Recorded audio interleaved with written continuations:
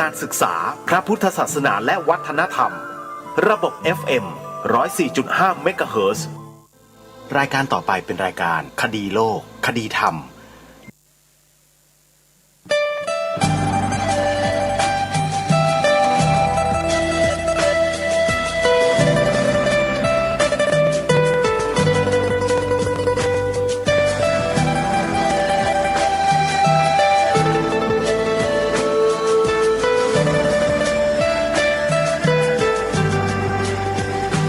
กล้าคิดก็ต้องกล้าท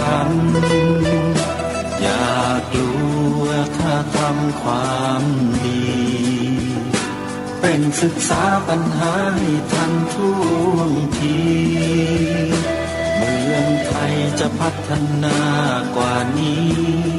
รายการดีๆคดีโลกคดีธรรมขอรำพันบรรยายความคิดเครื่องหมายแห่งสีทั้งสามงามถนัดขาวคือบริสุทธิ์สีสวัสดิ์หมายพระไตรรัตน์และธรรมะคุ้มจิตไทยแดงคือโลหิตเราใสซึ่งยอมสละได้เพื่อรักษาชาติศาสนาน้ำเงินคือสีโสภาอันจอมประชาถ้าโปรดเป็นของส่วนองค์จากริ้วเข้าเป็นไตรรงค์จึงเป็นสีธงที่รักแห่งเราชาวไทยทหารอวตารนำไปยงยุทธวิชัยวิชิตก็ชูเกียรติสยามประเทศไทยที่เจริญมั่นคงมาได้จนถึงทุกวันนี้มิได้เกิดขึ้นจากความหวาดกลัวอย่างพลาดเขลาแต่บรรพบุรุษไทยของเราทุกยุคทุกสมัยล้วนแต่มีความกล้าหาญและชาญฉลาด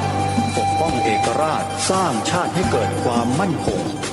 โดยมีธงแห่งพระไตรรัตน์เป็นเครื่องนำชัยจึงเป็นที่มาที่ไปของรายการคดีโลกคดีธรรมกล้าคิดก็ต้องกล้าทำอย่ากลัวถ้าทำความดีเป็นศึกษาปัญหาให้ทันท่วงทีเมืองไทยจะพัฒนากว่านี้รายการดีๆคดีโลกคดีธรรมรายการดีๆคดีโลกคดีธรรม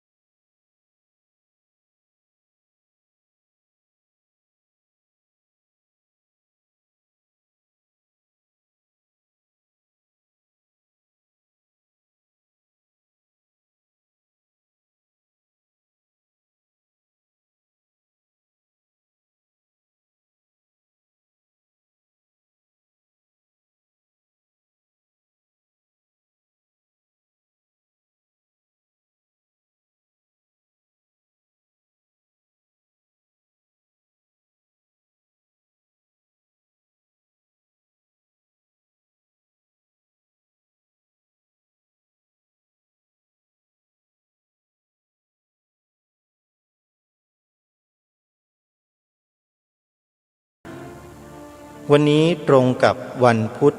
ที่ 29 ธันวาคม พระพุทธศักราช 2564 รายการคดีโลกคดีธรรมมาพบกับท่านผู้ฟังเป็นปกติทุกวันจันทร์ถึงวันศุกร์และ วันเสาร์อาทิตย์ทางสถานีวิทยุแห่งนี้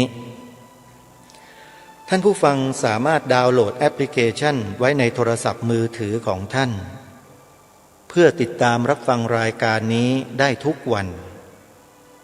แอปพลิเคชันชื่อว่าสมาพันธ์สื่อวิทยุ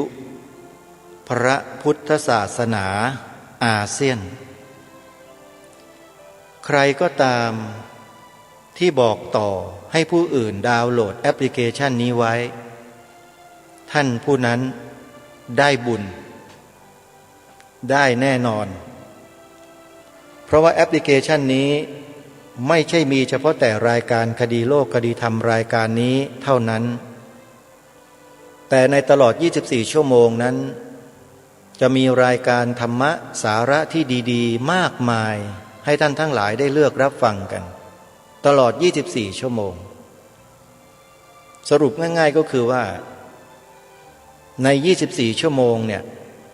มีรายการคดีโลกคดีธรรมอยู่แค่1ชั่วโมงโดยประมาณนอกนั้นก็เป็นรายการธรรมะสาระดีๆจากครูบาอาจารย์ของเราหลากหลายมากมายทีเดียวท่านใดที่ดาวน์โหลดแอปพลิเคชันนี้ไปฟัง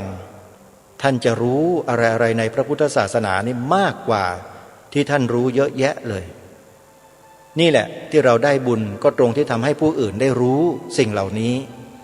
เหมือนกับเราที่ได้รู้นั่นเองอย่างรายการคดีโลกคดีธรรมก็นำสิ่งที่พี่น้องชาวพุทธของเราไม่เคยรู้มาก่อนมาบอกให้พวกเราได้รับรู้รับทราบมีหลายท่านหลายคนไม่เชื่อมีหลายท่านหลายคนคิดโต้แย้งในใจว่าสิ่งที่รายการคดีโลกคดีธรรมนำมาเผยแพร่นี้เนี่ยไม่จริงไม่เชื่อรายการคดีโลกคดีธรรมก็เลยต้องนำเอาหลักฐานมากางแล้วก็มาเปิดเผยให้ทุกท่านได้รับรู้รับทราบกัน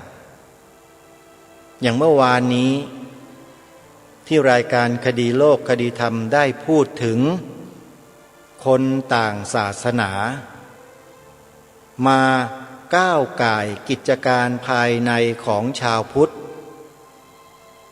ว่าด้วยเรื่องของหลักสูตรการศึกษาวิชาพระพุทธศาสนาในโรงเรียนท่านสาธุชนจำได้หรือไม่เมื่อวานนี้ที่พูดไว้ปรารภไว้ว่า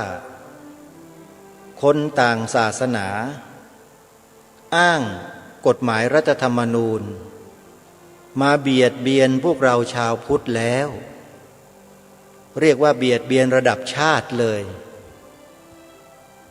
เอกสารฉบับนี้พิมพ์ด้วยอักษรสีแดงบนหัวกระดาษว่าลับเฉพาะแต่อาตมาภาพลบคำว่าลับเฉพาะนี้ทิ้งไปเสร็จแล้วก็ให้ลูกศิษย์ถ่ายทอดเอกสารเหล่านี้ออกไปสู่พี่น้องชาวพุทธทั่วทุกหัวระแหงของประเทศพร้อมกับคำอธิบายสั้นๆให้พระคุณเจ้าทั้งหลายทั้งปวงเจ้าคณะพระสังฆาธิการทั้งหลายทั้งปวงที่อาตมาภาพส่งข้อมูลไปให้เนี่ยท่านรับรู้รับทราบซึ่งก่อนหน้านี้เมื่อปีพระพุทธศักราช 2546 ต่อเนื่อง 2547 อาตมาภาพส่งเอกสารเหล่านี้ไม่หยุดเลย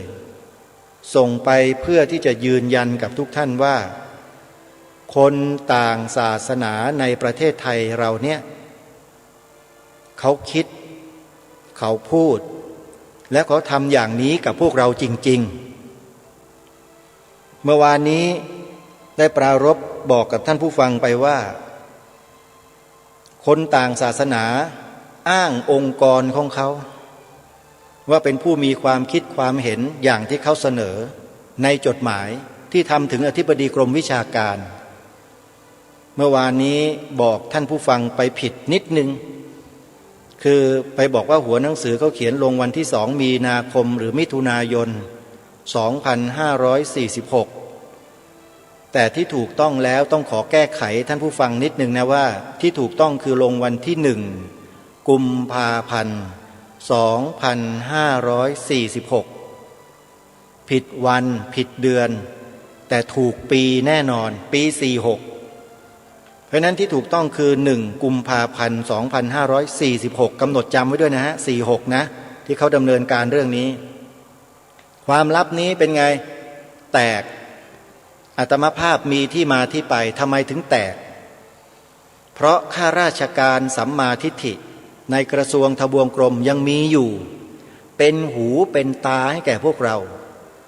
ต้องขอชมเชยขออนุโมทนาบุญกับข้าราชการท่านนั้นด้วยที่แอบเอาหลักฐานลับเฉพาะอันเนี้ยออกมาให้กับองค์กรชาวพุทธของเรานั่นหมายความว่าอะไรหมายความว่าคนดีศรีรัตนโกสินทร์ยังมีอยู่ดาษดื่นทั่วไปอาตมาภาพก็เลยมีความมั่นใจขึ้นมาทันทีว่าเราไม่ได้ทำอยู่โดดเดียวดายแต่มีคนไทยอีกเป็นจำนวนไม่น้อยที่เขาอึดอัดกับไอ้พฤติกรรมแบบนี้ของคนที่ไม่รู้จักที่ต่ำที่สูงไม่รู้จักฐานะของตัวเองเนี่ยมีอยู่เยอะเขาทนไม่ได้กับพฤติกรรมของคนพวกนี้เขาจึงเอาข้อมูลเหล่านี้มาเผยแพร่ให้แก่เราเพราะเขารู้เนี่ยว่าเราสู้จริงเราไม่ได้งอมืองอเท้าเราไม่ได้กินบนเรือนขี้บนหลังคาเราไม่ใช่มือไม่พายเอาเท้าราน้ำเราไม่ใช่คนเช่นนั้นแต่เราเป็นคนทำทุกอย่างเพื่อความอยู่รอดปลอดภัยของพี่น้องคนไทยของเราทั้งประเทศเรามั่นใจตัวเราเองไงว่าเราไม่ได้ทำเพื่อตัวเราเองเพราะฉะนั้นใครก็ตามที่ใช้วาทกรรมทำลายพวกเราสารพัดใส่ร้ายป้ายสีสร้างวาทกรรมให้พี่น้องชาวพุทธคนไทยด้วยกันรังเกียจอาตมาภาพบอกเลยว่าไม่เป็นไรทำไปเถอะอาตมาภาพไม่หวั่นไหวไม่สะเทือนแม้แต่นิดเดียวเพราะอะไรเพราะรู้ตัวอยู่ไงว่าทำอะไรเพื่ออะไรเพราะฉะนั้นคำพูดของใครก็ตามที่มาบิดเบือนความจริงในข้อนี้จึงไม่มีผลอะไรเลยกับอาตมาภาพและพรรคพวกที่ทำหน้าที่อยู่ในปัจจุบันนี้จึงขอนำเอาหลักฐานที่ได้กล่าวไว้เมื่อวานเนี้ยเกี่ยวกับคนต่างศาสนาคนเนี้ยเขาอ้างว่าองค์กรศาสนาใหญ่ของเขานี่แหละคิดอย่างนี้จึงเสนอข้อปรึกษาต่ออธิบดีกรมวิชาการในสมัยนั้นมีชื่อนามสกุลชัดเจนอาตมาภาพจะอ่านให้กับทุกท่านได้ฟังชัดๆเอกสารฉบับนี้เป็นเอกสารทางราชการทำขึ้นโดยศาสนสถานมีชื่อชัดเจนแต่อาตมาภาพไม่อ่านศาสนสถานแห่งนี้อยู่ที่คลองสามวากรุงเทพมหานครท่านสาธุชนคงทราบนะว่าเขตคลองสามวาอยู่แถวไหนนะฮะแล้วก็มีตัวภาษาอังกฤษเขียนอยู่ที่หัวกระดาษด้านขวาภาษาไทยด้านซ้ายแล้วก็มีตราสัญลักษณ์ของศาสนสถานเนี้ยเด่นชัดเป็นหัวกระดาษแล้วก็ลงวันที่1กุมภาพันธ์ 2546มีการประทับตราของกรมวิชาการเลขรับหนังสือนะเลขที่262ลงวันที่4กุมภาพันธ์กระทรวงศึกษาธิการของจริงอาตมาภาพจึงกล้านำมาพูดไงถ้าคุณไม่ทำแบบนี้เราก็จะไม่นำมาเปิดเผยหรอกแล้วที่มาเปิดเผยเนี่ยก็คือต้องการเอานำความจริงที่มันเป็นอยู่มีอยู่จริงๆมาให้พี่น้องคนไทยชาวพุทธทั้งประเทศได้รู้ว่าคนต่างศาสนาเขาคิดกับเราแบบนี้นะรายการคดีโลกคดีธรรมพูดมาไม่รู้กี่ปีแล้วไม่เคยเชื่อกันสักทีหนึ่งวันนี้แหละทุกท่านจะเชื่อชัดเจนเลยแล้วก็มีตราประทับอีกตราหนึ่งชื่อของประทับตราอันที่สองนี่เรียกว่าศูนย์พัฒนาหนังสือรับวันที่รับเลขที่รับนะฮะ344ลงวันที่7กุมภาพันธ์2546ไม่เชื่อไปตรวจดูได้นะ ไปเรียกดูเอกสารได้เพราะเอกสารทางราชการไม่ใช่เอกสารลับสามารถที่จะขอดูได้เขาเขียนอย่างนี้ว่าเสนอข้อปรึกษาเรื่องเสนอข้อปรึกษาเรียนอธิบดีกรมวิชาการฟังตรงนี้ให้ดีนะเนื่องด้วยผมได้รับข้อคิดเห็นบางประการจากบางองค์กรในกลุ่มผู้นับถือศาสนาของเขาอาตมาจะไม่อ่านชื่อศาสนาออกนะศาสนาของเขาอะนะเกี่ยวกับการจัดทำสาระการเรียนรู้ในด้านศาสนาอันเป็นส่วนหนึ่งของกลุ่มสาระด้านสังคมซึ่งเป็นหนึ่งในกลุ่ม8สาระการเรียนรู้และผมได้รับมอบหมายให้รับผิดชอบด้านศาสนาศึกษาตามที่ทราบก็คือศาสนาของเขาแหละศาสนาศึกษาของเขานะตามที่ทราบความจริงเรื่องที่ผมรับข้อเสนอข้อคิดเห็นมานั้นมิใช่ความรับผิดชอบของผมโดยตรงเพราะเป็นข้อความในสาระของพุทธศึกษาซึ่งได้จัดทำเสร็จเรียบร้อยแล้วและปรากฏอยู่ในผังมโนทัศน์และรายละเอียดสาระการเรียนรู้พุทธศาสนานั่นคือข้อความว่าพระพุทธศาสนาเป็นศาสนาประจำชาติไทยข้อคิดเห็นที่ผมได้รับฟังมานั้นสรุปได้ว่าไม่น่าจะระบุไว้ในเอกสารมีเหตุผลประกอบดังต่อไปนี้เขาก็เขียนเหตุผลทั้งหมด10 กว่าข้อ10 กว่าข้อนะท่านสาธุชนฮะแต่จะนำมาอ่านให้ท่านฟังเพียงข้อเดียวข้อนี้เป็นข้อใหญ่เป็นข้อที่สำคัญมากๆข้อนี้ข้อเดียวถ้าหากเราสามารถช่วยกันทำได้สำเร็จทุกข้อจะหมดความหมายหมดเลยเพราะเขาบิดเบือนประวัติศาสตร์ของเราอยู่ในเอกสารฉบับนี้ด้วยแต่อาตมาภาพไม่อ่านนะอ่านแค่ข้อเดียวข้อหนึ่งเขาอ้างนะเขาบอกว่าข้อคิดเห็นที่ผมได้รับฟังมานั้นสรุปได้ว่าไม่น่าจะระบุไว้ในเอกสารมีเหตุผลประกอบดังต่อไปนี้ไอ้ที่ระบุไว้ในเอกสารก็คือคำว่าพระพุทธศาสนาเป็นศาสนาประจำชาติไทยที่ระบุไว้ในตำราเรียนวิชาพระพุทธศาสนาของประเทศไทยของเราเขาบอกว่าเนื่องจากว่าไม่ปรากฏในรัฐธรรมนูญเรื่องศาสนาประจำชาติการจัดทำสาระควรต้องสอดคล้องกับรัฐธรรมนูญเนื่องจากสาระเป็นส่วนหนึ่งของหลักสูตร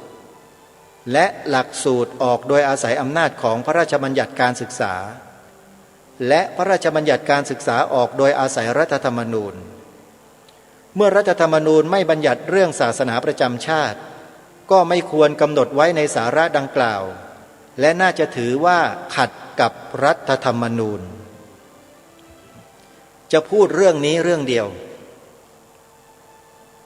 ทำไมเขาจึงอ้างรัฐธรรมนูญ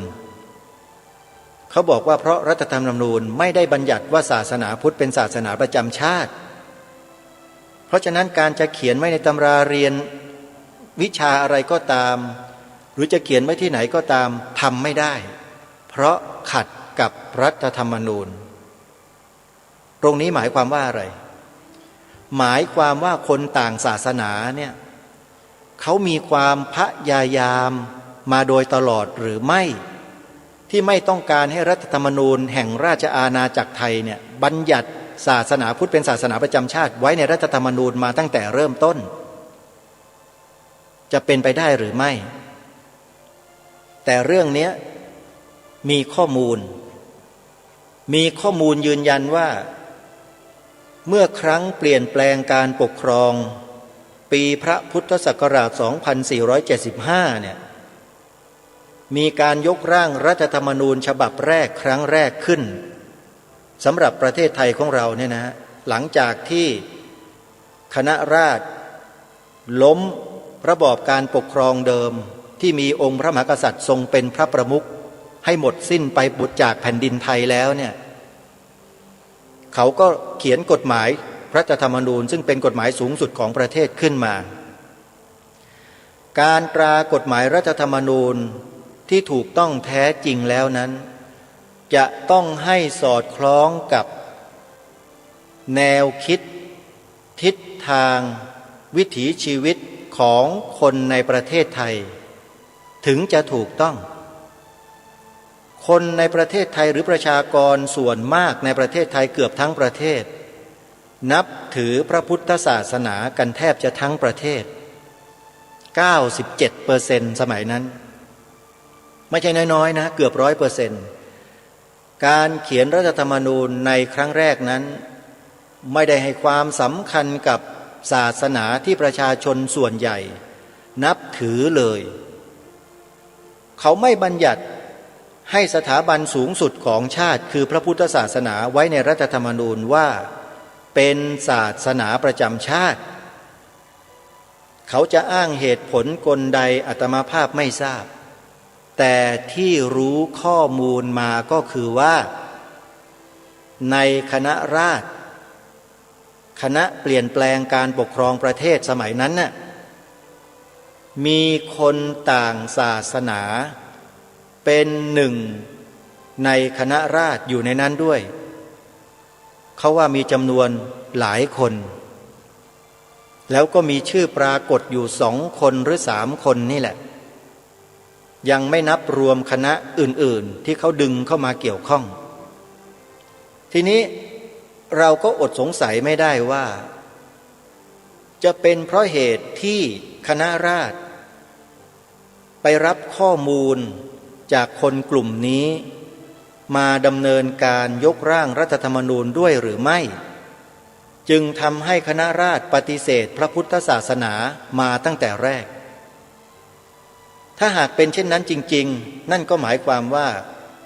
ผู้ยกร่างรัฐธรรมนูญในครั้งแรกนั้นบกพร่องเองผิดเอง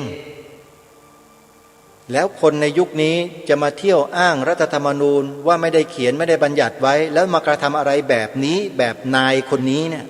ไม่ได้เพราะคุณต้องยอมรับว่านั่นคือความผิดพลาดของคุณเองที่คุณไม่ยอมบัญญัติศาสนาพุทธในฐานะที่เป็นสถาบันสูงสุดของชาติเอาไว้ตามจารีตประเพณีของสังคมไทยการเรียกร้องของชาวพุทธของคนไทยในยุคปัจจุบันนี้เพื่อให้บัญญัติรับรองศาสนาพุทธในรัฐธรรมนูญตลอดมาจึงไม่ใช่ความผิดเป็นความถูกต้องและเหมาะสมโดยประการทั้งปวงใช่หรือไม่ท่านผู้ฟังช่วยคิดนะสิ่งที่พูดเนี่ยที่เราพูดเช่นนี้เรารณรงค์ให้ทุกคนกล่าวและพูดคำว่าพระพุทธศาสนาเป็นศาสนาประจำชาติไทยของเรานั้นมีที่มาที่ไปประการนี้แหละประการที่ 1เป็นเรื่องที่มีความสำคัญต่อชาติบ้านเมืองของเราอย่างมากหลักฐานนี้มีปรากฏอยู่เป็นเอกสารราชการตามที่ได้บอกกับท่านผู้ฟังไปเมื่อสักครู่มีหัวหนังสือมีเลขรับหนังสือชัดเจนและข้อความที่เขียนนี้บ่งบอกให้เห็นว่าเขาอ้างองค์กรศาสนาของเขามาเสนอข้อปรึกษาต่ออธิบดีกรมวิชาการแล้วอธิบดีกรมวิชาการสมัยนั้นก็ช่างประไรเหลือเกินดันไปเกษียณหนังสือคือไปเซ็นหนังสือแล้วก็เกษียณข้อความมาไว้หน้าเหลือเกินหน้าอะไรนั้นท่านสาธุชนก็ลองฟังดูแล้วกันนะอธิบดีกรมวิชาการในสมัยนั้นเขาเกษียณหนังสือเป็นข้อความเอาไว้อย่างนี้ว่ายังไม่อ่านตรงเกษียณแล้วกันนะอ่านตรงนี้ก่อนเขาเรียกว่าข้อความสุดท้ายของเขามาถึงช่วงท้ายหนังสือเนี่ยท่านสาธุชนลองฟังตรงนี้ให้ดีว่าเขาเขียนปิดท้ายจดหมายนี้ว่าอย่างไรจนทำให้อธิบดีกรมวิชาการและข้าราชการในกรมวิชาการทั้งหมดต้องคล้อยตามคำพูดของเขาอย่างไรเขาบอกว่าจึงเรียนมาเพื่อโปรดพิจารณาอันหนึ่งผมจะไม่นำประเด็นนี้เสนอในการประชุมคณะกรรมการชุดใหญ่ที่ประชุมกันทุกเดือนเพื่อจะทำให้ประเด็นนี้ไม่ขยายออกสู่สังคมวงกว้าง อันอาจกลายเป็นปัญหาทางสังคมได้แต่เสนอสู่ท่านในฐานะผู้รับผิดชอบเป็นการภายในสำหรับเป็นข้อมูลทางความคิดที่ปรากฏเป็นกระแสในสังคมของศาสนาของเขานะเขาศาสนาของเขาเพื่อหาทางแก้ไขเป็นการภายในต่อไปและขอขอบคุณเป็นอย่างสูงมาณโอกาสนี้ด้วยลงชื่อนายจุดลายเซ็นชัดเจนทีนี้มาดูข้าราชการแต่ละคนแต่ละหน่วยแต่ละระดับเขาเกษียณหนังสือกันอย่างไรคนแรกเขาบอกว่าท่านอธิบดีกรมวิชาการเสนอท่านอธิบดีกรมวิชาการเพื่อโปรดทราบเห็นควรมอบลงชื่อพิจารณาคนที่เกษียณต่อไปนะฮะมีตำแหน่งชัดเจนนะฮะลงวันที่4 กุมภาพันธ์ 2546คนต่อไปก็บอกเรียนผอ.สพส.เพื่อโปรดทราบเห็นควรมอบกลุ่มสังคมพิจารณา7 กุมภาพันธ์ 46แล้วก็เซ็นชื่อตำแหน่งชัดเจนและคนเซ็นสุดท้ายก็คืออธิบดีกรมวิชาการเกษียณหนังสือว่าไงรู้ไหมเขาบอกว่าถ้าเป็นไปได้อยากให้ตัดข้อความดังกล่าวเพราะถึงไม่เขียนก็มีผลเช่นเดิมเซ็นชื่อชัดเจน7 กุมภาพันธ์ 2546นี่คือหนังสือราชการนะตาคนนี้เขาบอกว่าขอเสนอท่านเป็นการภายในและจะไม่นำประเด็นนี้สู่ที่ประชุมคณะกรรมการชุดใหญ่ๆโอ้โหใหญ่มากเลยใหญ่ฮะเห็นไหมหมายความว่าไงการกล่าวการเขียนข้อความแบบนี้มันมีลักษณะคล้ายๆกับการข่มขู่ข้าราชการหรือเปล่าอันนี้เป็นคำปรึกษาท่านผู้ฟังเฉยๆเมื่อฟังแล้วท่านคิดว่าใช่ไหมอันหนึ่งผมจะไม่นำประเด็นนี้เสนอในการประชุมคณะกรรมการชุดใหญ่ที่ประชุมกันทุกเดือนเพื่อจะทำให้ประเด็นนี้ไม่ขยายออกสู่สังคมวงกว้างอันอาจกลายเป็นปัญหาทางสังคมได้นั่นแน่เข้าท่านะเริ่มที่จะสร้างกระแสแต่เสนอสู่ท่านในฐานะผู้รับผิดชอบเป็นการภายในสำหรับเป็นข้อมูลทางความคิดที่ปรากฏเป็นกระแสในสังคมจุด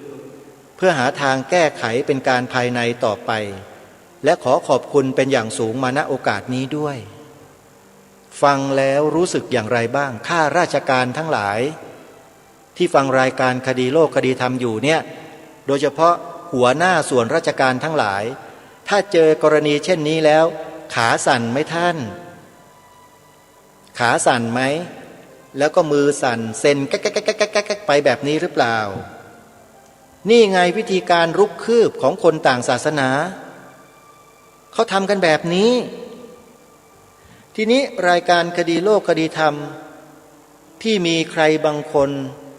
สบประมาทแล้วก็พูดในลักษณะดูถูกถากถางว่าทำเหมือนเด็กพูดเหมือนเด็กอมมืออะไรอย่างเงี้ยนะอันเนี้ยมีไม่มีไม่ทราบนะแต่มีความรู้สึกว่ามันมีอยู่แล้วก็เที่ยวไปสร้างวาทกรรมให้กับผู้คนในสังคมให้เข้าใจผิดรายการคดีโลกคดีธรรมเนี่ยคนเหล่านี้แหละที่ท่านผู้ฟังสาธุชนทั้งหลายจะต้องระมัดระวังให้มากๆอาตมาภาพถึงบอกกับพวกเราไงว่าอย่าไว้ใจทางอย่าวางใจคนจะจนใจเองโบราณว่าเลยแหละเรื่องจริงไปไว้ใจเขา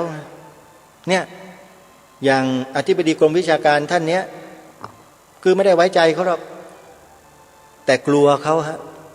กลัวคำขู่ของเขาว่าจะเอาเข้าสู่ที่ประชุมใหญ่ๆโตๆอะไรของเขาก็ไม่รู้ว่าอธิบดีกรมวิชาการรู้หรือเปล่าว่าเขามีหรือเปล่าก็ไม่ทราบแล้วใหญ่แค่ไหนท่านทราบหรือเปล่าแล้วท่านคิดว่าประชาชนชาวพุทธ90%กว่าในประเทศนี้เล็กกว่าพวกเขาหรืออย่างไรอาตมาภาพถามแทนชาวพุทธทั้งประเทศ ถามเผื่อไปยังข้าราชการชั้นผู้ใหญ่อื่นๆที่ขึ้นมารับตำแหน่งในประเทศขณะนี้ด้วยเมื่อท่านเจอกรณีเช่นนี้แล้วท่านจะทำอย่างไรจะทำลายความเป็นชาติตัวเองตามกระแสที่เขาปลุกและสร้างขึ้นมานี้หรือเปล่าหรือว่าท่านจะช่วยกันปกปักรักษาความเป็นชาติของตัวเองเอาไว้ถามแค่นี้ส่วนท่านจะตัดสินใจอย่างไรเลือกเองเราไม่ได้ชี้นำท่านแต่ชาวพุทธในประเทศนี้ตื่นรู้กันเป็นจำนวนมากในขณะนี้ว่าเกิดอะไรขึ้นกับพระบวรพุทธศาสนาของเราจึงมีการออกมาแสดงความรู้สึกนึกคิดแสดงความคิดเห็นอย่างกว้างขวางในประเด็นต่างๆที่เกิดขึ้นกับพระบวรพุทธศาสนาของเราในภาพรวมทั้งองค์ศาสดาทั้งศาสนธรรมศาสนบุคคลศาสนพิธีศาสนวัตถุถูกกระทบกระเทือนมาโดยตลอดทั้ง5ส่วนแล้วก็เป็นรูปธรรมที่ชัดเจนมาโดยตลอดรายการคดีโลกคดีธรรมก็ย้ำมาโดยตลอดว่าที่มันเกิดเหตุการณ์ทั้งหลายทั้งปวงเป็นผลกระทบต่อบุคลากรในพระพุทธศาสนาคือพระสงฆ์ในทุกระดับชั้นเนี่ยและส่งผลกระทบต่อภาพลักษณ์ของพระสงฆ์ที่ถูกกระทำให้เสื่อมศรัทธาจากการนำเสนอข่าวที่ไม่ดีเสนอสิ่งที่ไม่ดีเป็นสิ่งที่เป็นเท็จจนสังคมเกิดความเสื่อมศรัทธาจากพระสงฆ์สิ่งเหล่านี้ท่านคิดว่ามันเกิดขึ้นได้ทุกวันนี้เพราะอะไรวิชาพระพุทธศาสนาที่ใช้ชื่อว่าวิชาศีลธรรมหน้าที่พลเมืองและวิชาประวัติศาสตร์ชาติไทยที่หล่อเลี้ยงให้ลูกหลานไทยเป็นคนไทยเป็นผู้ที่มีความมั่นคงในความเป็นไทยนั้นถูกยกเลิกจากหลักสูตรการศึกษาชาติท่านคิดว่ามันเกิดขึ้นได้เพราะอะไรท่านลองเดาดูนะรายการคดีโลกคดีธรรมมีคำตอบชัดเจนแล้วกล้าฟันธงด้วยว่าเป็นเพราะเหตุนี้แหละท่านสาธุชนว่าเป็นเพราะอะไรอาตมาภาพจะเฉลยก็แล้วกันนะสำหรับความคิดของอาตมานะที่เหตุการณ์เหล่านี้เกิดขึ้นกับชาติบ้านเมืองของเราเนี่ยต้นตอมันอยู่ที่กฎหมายรัฐธรรมนูญไม่บัญญัติรับรองสถาบันพระพุทธศาสนาของชาติบ้านเมืองเอาไว้ให้ถูกต้องว่าเป็นศาสนาประจำชาติไทยเมื่อไม่ได้บัญญัติเอาไว้คนต่างศาสนาก็อาศัยช่องว่างช่องโหว่ตรงนี้แหละดำเนินการทันทีเข้าไปมีอำนาจในฝ่ายการเมืองเข้าไปดำรงตำแหน่งเป็นรัฐมนตรีว่าการกระทรวงศึกษาธิการในปีพ.ศ. 2521แล้วก็เสนอนโยบายปรับปรุงหลักสูตรการศึกษาชาติใหม่ทั้งหมดยกกระบี่ใหม่หมดเลยโดยอ้างเหตุผลอะไรต่อมิอะไรอาตมาไม่ทราบเพราะสมัยนั้นไม่ได้ติดตามแต่เชื่อว่าเขาต้องถกและต้องพูดกันในรัฐสภามากมายหลายประการถ้าท่านอยากจะรู้ข้อมูลไปสืบค้นและหาข้อมูลจากรัฐสภาได้เมื่อปี 2521 รัฐมนตรีว่าการกระทรวงศึกษาธิการในสมัยนั้นเสนอในที่ประชุมสภาเกี่ยวกับการปรับปรุงหลักสูตรของชาติในสมัยนั้นว่าอย่างไรเขาจะมีบันทึกไว้หมดท่านไปขอดูได้ฝากนักกฎหมายไทยไม่ว่าใครก็ตามที่ออกมาต่อสู้เพื่อพระพุทธศาสนาตอนนี้นะไม่ว่าจะเป็นดร.ดุษฎีวัฒน์แก้วอินไม่ว่าจะเป็นใครต่อใครทนายอาสาท่านไปขอข้อมูลนี้มาแล้วท่านจะรู้ข้อมูลเลยว่ามันเป็นเพราะอะไรและใครที่เป็นรัฐมนตรีสมัยนั้นน่ะแต่ที่แน่ๆก็คือเป็นคนนับถือศาสนาอื่นและปลัดกระทรวงศึกษาธิการก็คนนับถือศาสนาอื่นในยุคนั้นฮะช่วยกันโหมโรงฮะทำให้วิชาศีลธรรมหน้าที่พลเมืองหายไปจากชาติบ้านเมืองไม่เป็นหลักสูตรแกนกลางไม่เป็นหลักสูตรบังคับเหมือนแต่เก่าก่อนอีกลูกหลานเยาวชนคนไทยเราเป็นไงฮะไม่ได้เรียนเหมือนอย่างแต่ก่อนแต่ไปถูก ซ่อนไว้ในหมวดสังคมศึกษาเด็กจะเรียนหรือไม่เรียนจะสนใจหรือไม่สนใจไม่ใช่เรื่องที่ครูจะต้องไปบังคับอีกต่อไปและดูสิเด็กเยาวชนไทยเราตอนนี้เป็นยังไงบ้างมีความเลื่อมใสมีความศรัทธาในสถาบันชาติสถาบันพระพุทธศาสนาและสถาบันพระมหากษัตริย์เหมือนดังเดิมหรือไม่เป็นไหมท่านไม่เชื่อไปถามลูกชายท่านดูใครมีลูกชายบ้างลูกชายไปถามดูสิพระนามขององค์พระมหากษัตริย์แห่งกรุงรัตนโกสินทร์แต่ละรัชกาลมีพระนามว่าอย่างไรไปถามดูถ้าตอบหมดตอบได้ท่านเชื่อขนมกินได้เลยว่าลูกท่านมีความจงรักภักดีจริงเรียนวิชาประวัติศาสตร์รู้จักประวัติศาสตร์ของชาติตัวเองดีแต่ถ้าถามแล้วตอบไม่ได้ท่านลองพิจารณาดูซิว่ามันเกิดอะไรขึ้นกับชาติบ้านเมืองของเราเด็กเยาวชนนี่แหละคือเครื่องชี้วัดความเป็นไปของประเทศไทยได้เป็นอย่างดีที่สุดการจะนำพาประเทศนี้ไปในทิศทางใดเดินก้าวไปอย่างไรดูที่ไหนหลักสูตรการศึกษาชาติจริงไม่จริงท่านไปถามนักวิชาการทั้งหลายดูในนักการศึกษาโลกเนี่ยไปถามดูได้ไปดูในตำรับตำราที่เขาทำดูก็ได้ดุษฎีนิพนธ์ก็ดีวิทยานิพนธ์ก็ดีการจะพัฒนาประเทศให้เป็นไปในทิศทางใดอย่างไรนั้นเหตุสำคัญหรือปัจจัยสำคัญที่สุดคือการร่างหลักสูตรการศึกษาชาติปัจจุบันนี้หลักสูตรการศึกษาชาติของเรามีวิชาศิลธรรมวิชาหน้าที่พลเมืองวิชาประวัติศาสตร์ชาติไทยให้ลูกหลานไทยเราได้เรียนอย่างเข้มข้นเหมือนเดิมหรือไม่มีอะไรก็ไม่รู้เต็มไปหมดเลยเด็กๆชั้นอนุบาลชั้นประถมหาบหนังสือไปเรียนกันทุกวันนี้เต็มเป้เต็มกระเป๋ากันไปหมดเลยแต่พอเปิดดูข้างในแล้วสาระที่เกี่ยวกับชาติศาสนาพระมหากษัตริย์ที่จะปลูกฝังให้เด็กๆเยาวชนคนไทยรักชาติศาสนาพระมหากษัตริย์ของตนเองเหมือนดังแต่ก่อนไม่มีเลยไม่มีการปลูกฝังอย่างเข้มข้นเหมือนเดิมเลยที่เป็นเช่นนี้เพราะอะไรอย่าคิดอะไรกันสั้นๆอย่าขี้เกียจวิเคราะห์อย่าขี้เกียจคิดเพราะพวกเราไม่รู้จักใช้สมองคิดนี่แหละจึงถูกล้างสมองกันอยู่ตลอดเวลาฝ่ายตรงข้ามล้างสมองแค่ให้กล่าวให้พูดสอนลูกหลานให้พูดคำว่าพระพุทธศาสนาเป็นศาสนาประจำชาติไทยของเราแค่เนี้ยเราก็เบื่อหน้าหนีกันแล้ว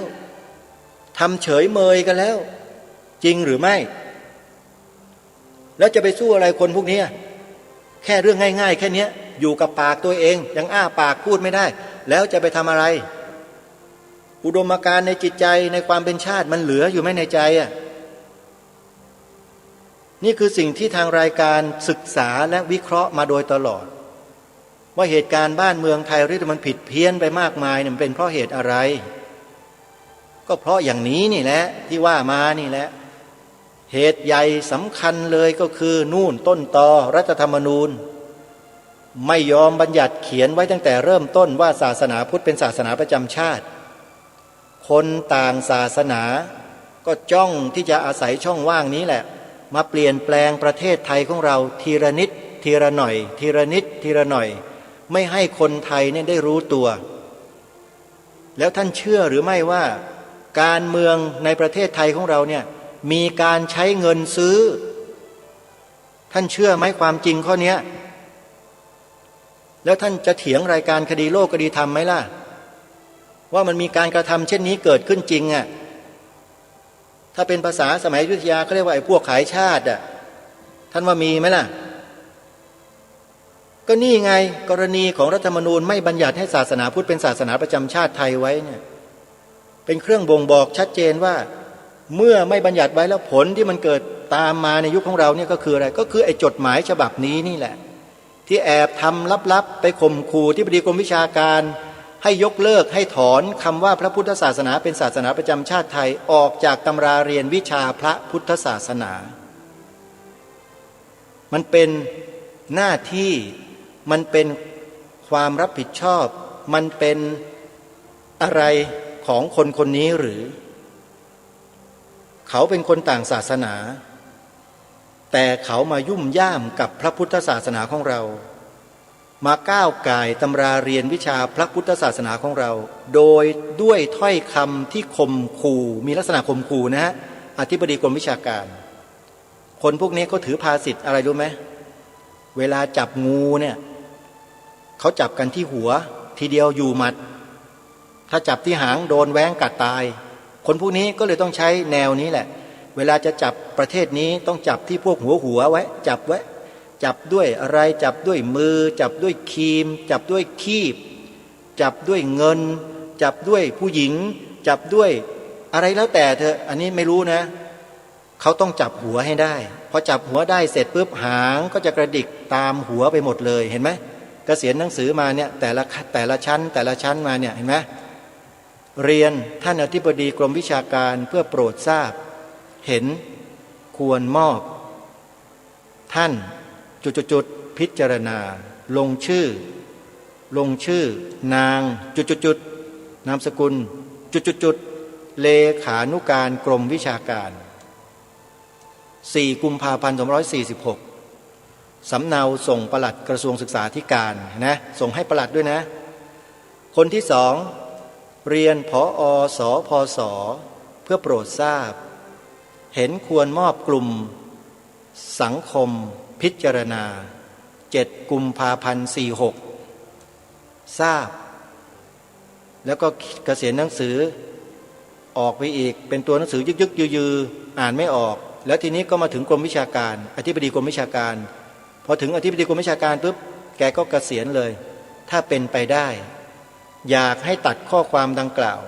เพราะถึงไม่เขียนก็มีผลเช่นเดิมประเทศไทยเรามีอธิบดีกรมวิชาการที่มีความคิดแบบนี้นี่แหละจึงทำให้ระบบการศึกษาไทยเราตกต่ำลงมาโดยตลอดใช่ไหมนี่ไงนี่คือบ้านเมืองไทยของเราแล้วจะให้รายการคดีโลกคดีธรรมนั่งอยู่เฉยๆอมพนำอยู่ไปวันๆหนึ่งหาเศษหาเลยกินอยู่อย่างมีความสุขบนชีวิตความทุกข์ของประเทศชาติบ้านเมืองอย่างนี้จะให้อยู่ได้ยังไงเพราะเกิดมาตั้งปณิธานไว้ตลอดชีวิตว่าอะไรก็ตามที่เป็นผลกระทบต่อสถาบันชาติสถาบันพระพุทธศาสนาและสถาบันพระมหากษัตริย์ชีวิตของเราชีวิตนี้จะยอมสละถวายเป็นชาติพลีพุทธศาสตร์พลีและกษัตริย์พลีได้ทั้งหมดก็ไม่รู้จะอยู่ไปทำไมเหมือนกันถ้าสถาบันของชาติเรามีอันเป็นไปแล้วจะอยู่ไปทำไมอยู่ไปก็ไม่มีศักดิ์ศรีเป็นขี้ข้าเป็นทาสรับใช้ของคนต่างลัทธินิกายศาสนาเหล่านั้นอยู่ทำไม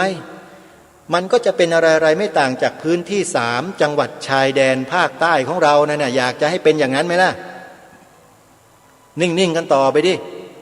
เฉยๆกันไปต่อว่ารายการคดีโลกคดีธรรมเข้าเดี๋ยวสักวันหนึ่งเดี๋ยวจะเจอแบบนั้นว่ามากๆนะว่ารายการเนี้ยว่าไปเถอะติฉินนินทาใส่ร้ายป้ายสีกันยังไงก็ว่ากันไปเดี๋ยวสักวันหนึ่งจะเจอแล้วจะเจ็บกว่านี้เยอะขนาดรายการนี้พูดเพื่อประโยชน์ส่วนรวมให้ทุกคนได้ช่วยกันทำประโยชน์ส่วนรวมยังหาว่ารายการนี้พูดจาไม่น่าฟังคันหูคันอะไรต่อไม่อะไรไม่อยากจะฟังเบื่อเมื่อไหร่จะปิดไปทันทีรายการนี้สักวันเดี๋ยวท่านจะรู้ว่าเมื่อไม่มีรายการนี้จะเกิดอะไรขึ้นแล้วถ้าเกิดอะไรขึ้นเหมือนอย่าง3 จังหวัดชายแดนภาคใต้แล้วพวกท่านจะซุกหัวอยู่ที่ไหนกันหรือจะยอมเป็นทาสขี้ข้าของเขาต่อเหมือนอย่างที่เป็นอยู่ถามแค่นี้ถามใจคนไทยเราทุกฝ่ายไม่ว่าใครทั้งนั้นเพราะทนต่อการกระทำเช่นนี้มานานไม่ได้คนไทยชาวพุทธของเราภาคใต้ถูกฆ่าตายเป็นว่าเล่นพวกเราไม่มีความรู้สึกกันเลยใช่ไหมแล้วทำไมมาถึงตัวเราเองล่ะครอบครัวของเราล่ะลองนึกดูสิถ้าเป็นครอบครัวของเราถูกกระทำเช่นนั้นจะมีความรู้สึกอย่างไรจะให้มันเกิดไหม หรือจะช่วยกันขจัดสิ่งเหล่านี้ออกไปจากผืนแผ่นดินให้หมดความโหดเหี้ยมทารุณการทำร้ายผู้บริสุทธิ์ทำลายพระสงฆ์ฆ่าพระสงฆ์ฆ่าเด็กฆ่าผู้หญิงอะไรต่างๆครูนักเรียนคนแก่ตายเป็นเบื่อเลยพวกเราก็ยังเฉยๆกันอยู่เช่นนั้นหรือคิดว่ามันไม่ถึงตัวใช่ไหมล่ะตอนนี้ได้ข่าวว่ารุกเข้ามาที่สงขลาแล้วก็กำลังเข้ามานครศรีธรรมราชแล้วเขามีแนวโน้มตามยุทธศาสตร์ของเขานะเขาจะยึดมาถึงจังหวัดชุมพรด้วยซ้ำไปคอยดูสิถ้ายังเฉยๆกันอยู่เนี่ยเอาเถอะอาตมาภาพไม่ใช่คนภาคใต้ไม่เดือดร้อนอยู่แล้วอาตมาภาพอยู่ภาคกลางแล้วก็ภาคอีสานภาคเหนือก็ขอเตือนญาติโยมพี่น้องภาคเหนือภาคอีสานภาคกลางทั้งหมดถ้าหากไม่ต้องการให้ภูมิภาคของท่านเป็นเหมือนอย่าง3จังหวัดชายแดนภาคใต้แล้วก็ท่านต้องยืนขึ้นมาแล้วเดินออกไปข้างหน้ามาเป็นจิตอาสาที่ช่วยกันรักษาความเป็นไทยของเราเอาไว้ด้วยมือของเราด้วยกันเริ่มต้นที่เราทำกันได้ใช้ปากของเราวาจาของเราสร้างกระแสที่ถูกต้องกลับคืนมาให้กับประเทศนี้ให้ได้เขาเรียกว่าปลุกกระแสกันก่อนพูดตามกระแสพระดำรัสขององค์พระมหากษัตริย์ของเราที่ตรัสไว้พระองค์ตรัสไว้ว่าพระพุทธศาสนาเป็นศาสนาประจำชาติไทยของเราขอย้ำนะว่าคำนี้ความตอนนี้เป็นกระแสพระดำรัสขององค์พระมหากษัตริย์รัชกาลที่9หลักฐานมีนะเพราะฉะนั้นรายการนี้ไม่ได้โมเมไม่ได้ยกขึ้นเองพูดเององค์พระมหากษัตริย์ตรัสไว้เดี๋ยวจะนำหลักฐานมาให้ทุกท่านได้ดูกันชัดๆในวันพรุ่งนี้ว่าจริงหรือไม่และองค์พระบาทสมเด็จพระจอมเกล้าเจ้าอยู่หัวรัชกาลที่4องค์พระบาทสมเด็จพระมงกุฎเกล้าเจ้าอยู่หัวรัชกาลที่6องค์พระบาทสมเด็จพระปกเกล้าเจ้าอยู่หัวรัชกาลที่7องค์พระบาทสมเด็จพระจุลจอมเกล้าเจ้าอยู่หัวรัชกาลที่5องค์พระบาทสมเด็จพระพุทธเลิศล่านภาลัยรัชกาลที่2พระบาทสมเด็จพระนั่งเกล้าเจ้าอยู่หัวรัชกาลที่3และพระบาทสมเด็จพระพุทธยอดฟ้าจุฬาโลกมหาราชรัชกาลที่1หรือแม้แต่องค์สมเด็จพระเจ้าตากสินมหาราชก็ตามทุกพระองค์ทรงมีพระราชปณิธานเดียวกันก็คือทรงยอยกพระพุทธศาสนานั่นหมายความว่าทรงประกาศว่าแผ่นดินนี้มีพระพุทธศาสนาเป็นศาสนาประจำชาติแล้วคนที่ต่อต้านคัดค้านท่านคิดว่าพวกนี้เป็นคนเช่นไรถ้าหากท่านหาคำตอบนี้ไม่ได้ท่านก็เลิกเป็นคนไทยเถอะ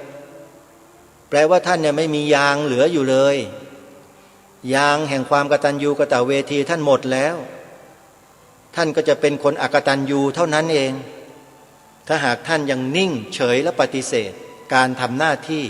ของความเป็นลูกหลานไทยของเรารายการนี้มีหน้าที่นำเอาความจริงมาเสนอให้พวกเราได้ช่วยกันรักษาความจริงของชาติบ้านเมืองไว้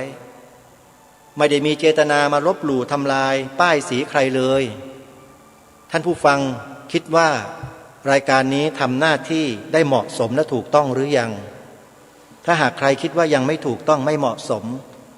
ช่วยกรุณาอาศัยความกรุณาของท่านนะ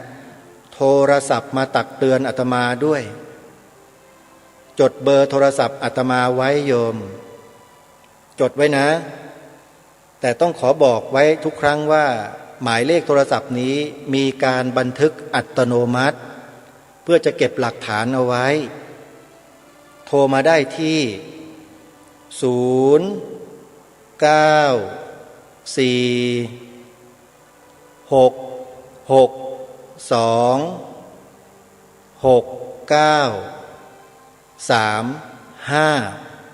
บอกช้าๆชัดๆเดี๋ยวจะหาว่ารายการนี้ บอกโทรศัพท์เร็วเหลือเกินจดไม่ทันแปลว่าไม่มีความตั้งใจนี่ตั้งใจฮะโทรมาเถอะรออยู่มาเตือนกันมาบอกหน่อยเถอะว่าไอ้สิ่งที่พูดเนี่ยผิดยังไงไม่ถูกต้องแบบไหนช่วยกรุณาหน่อยนะจะรอนะโยมนะเอาละเวลารายการหมดญาติโยมถ้าไม่หมดรายการอาตมาก็จะพูดไปอีก1 ชั่วโมงเพราะมีข้อมูลเพียบเลยที่จะนำเสนอในรายการสำหรับวันนี้เวลาของรายการหมดท่านสาธุชน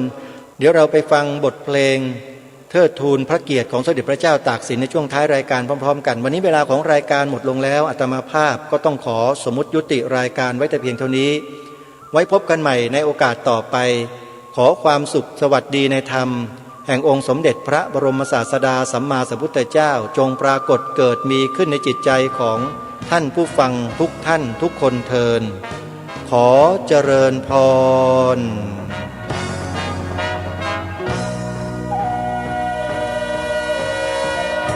พระเจ้าตากสินคือศิลของชาติพระผู้องค์อาจประกาศตั้งราชธานีผู้อยุธยาแล้วมาสร้างธนบุรีจนเราเป็นไทยเดี๋ยวนี้ด้วยบารมีพระองค์พระเจ้าตากสินคือสินสมบัติ